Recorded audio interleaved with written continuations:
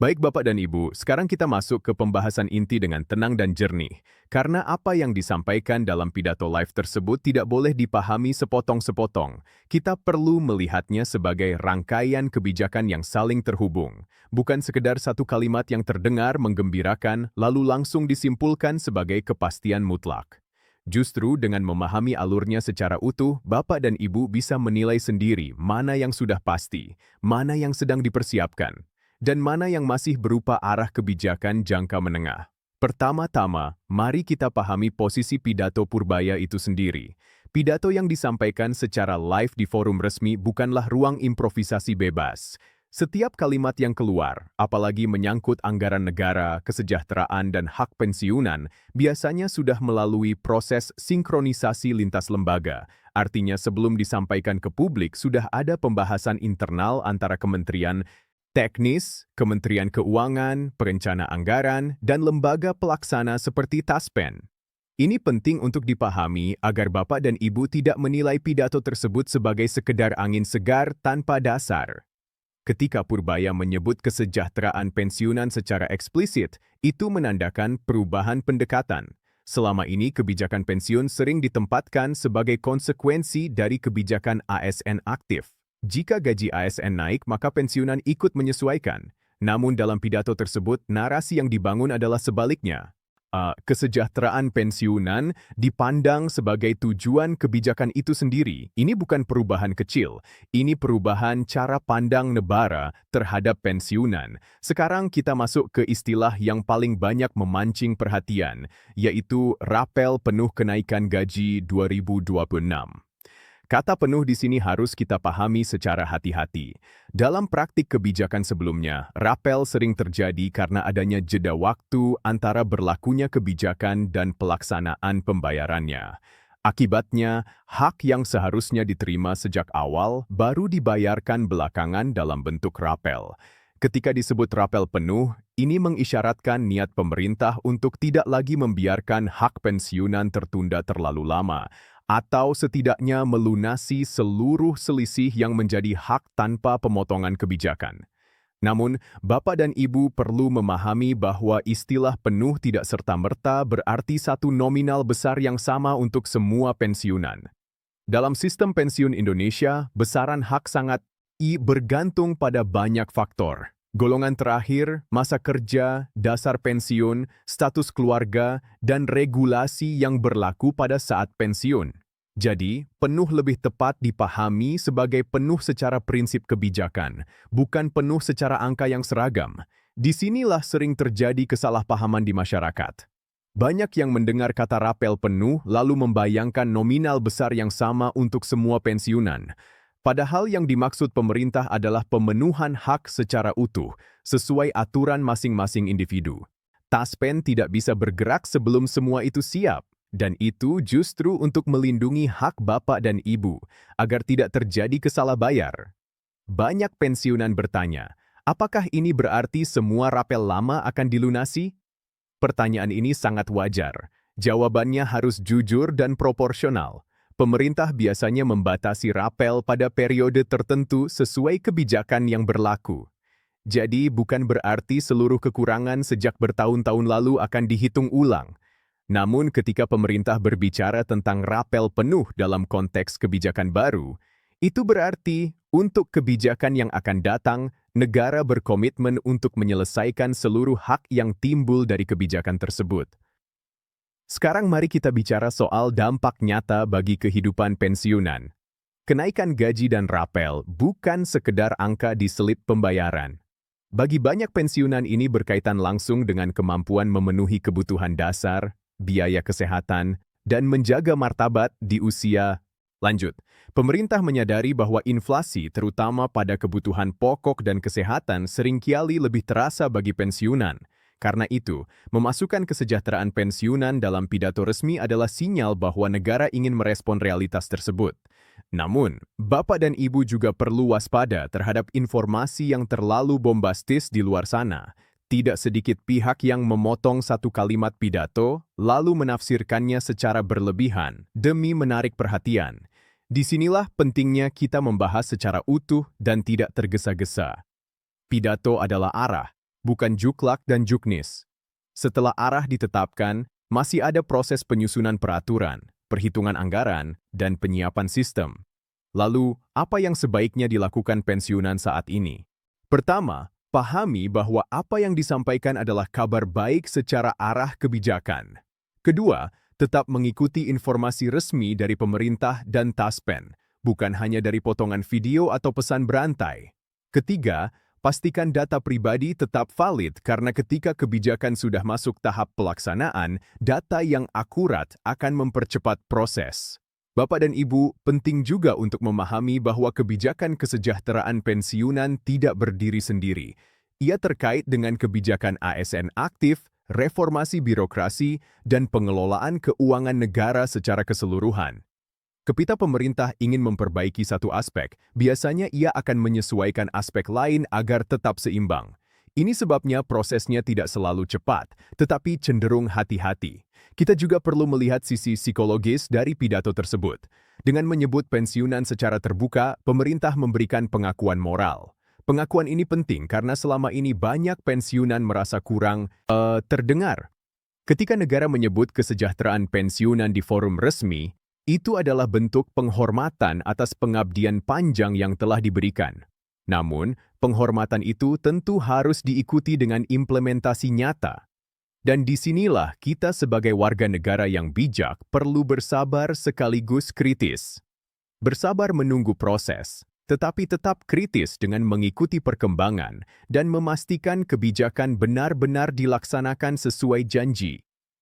Jika nanti dalam waktu ke depan muncul peraturan turunan seperti peraturan pemerintah atau keputusan menteri, barulah kita bisa berbicara lebih teknis tentang jadwal, mekanisme, dan nominal. Untuk saat ini yang bisa kita pegang adalah arah kebijakan dan komitmen yang sudah disampaikan secara terbuka. Bapak dan Ibu, saya ingin menekankan satu hal penting sebelum kita melangkah lebih.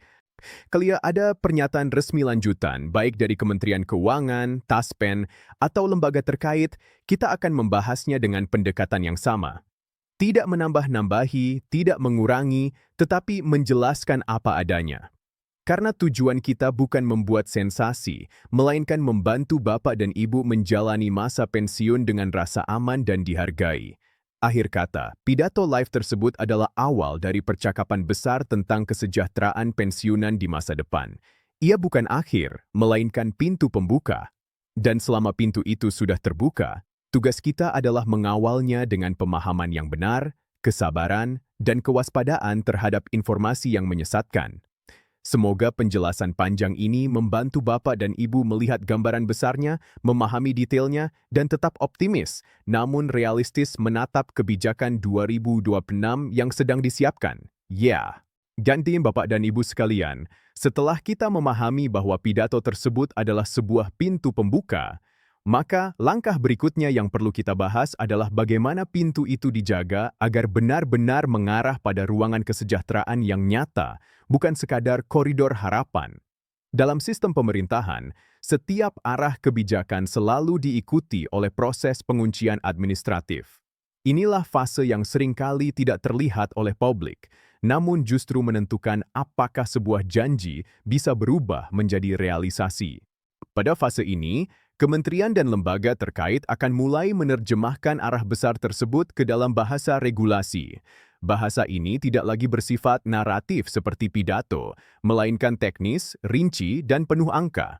Disinilah peran peraturan pemerintah, peraturan menteri, hingga keputusan teknis menjadi sangat penting. Bagi banyak pensiunan, tahap ini terasa sunyi karena tidak ada pengumuman besar. Namun justru disinilah fondasi sedang diletakkan. Tanpa fondasi ini, pencairan apapun akan rapuh dan berisiko menimbulkan masalah hukum di kemudian hari. Kita juga perlu memahami bahwa negara bekerja dengan prinsip kehati-hatian. Setiap rupiah yang keluar dari APBN harus bisa dipertanggungjawabkan, tidak hanya kepada publik hari ini, tetapi juga kepada generasi mendatang. Karena itu, meskipun arah kebijakan sudah disampaikan secara terbuka, negara tetap harus memastikan bahwa implementasinya tidak mengganggu stabilitas fiskal. Inilah mengapa pemerintah sering memilih langkah bertahap daripada langkah instan. Bagi sebagian orang ini terasa lambat, tetapi bagi sistem negara, ini adalah bentuk tanggung jawab. Dalam konteks kesejahteraan pensiunan, kehati-hatian ini memiliki dimensi moral yang sangat kuat. Negara tidak ingin sekadar membayar hari ini, tetapi kemudian kesulitan membayar di masa depan. Oleh sebab itu, pembicaraan tentang rapel penuh dan penyesuaian gaji tidak bisa dilepaskan dari pembahasan tentang keberlanjutan sistem pensiun secara keseluruhan. Pemerintah harus memastikan bahwa apa yang diterima oleh pensiunan hari ini tidak mengorbankan hak pensiunan esok hari. Bapak dan Ibu, kita juga perlu melihat dinamika politik anggaran. Setiap kebijakan besar selalu melalui proses pembahasan lintas lembaga dan lintas kepentingan. Ada prioritas pendidikan, kesehatan, infrastruktur, pertahanan, dan banyak sektor lain yang juga membutuhkan anggaran. Ketika kesejahteraan pensiunan tetap disebut secara eksplisit di tengah kompleksitas tersebut, itu menunjukkan bahwa isu ini memiliki posisi yang semakin kuat dalam peta prioritas nasional. Ini bukan hal kecil dan tidak terjadi secara kebetulan. Namun demikian, kita harus jujur mengakui bahwa kebijakan yang baik tidak selalu berjalan mulus di lapangan.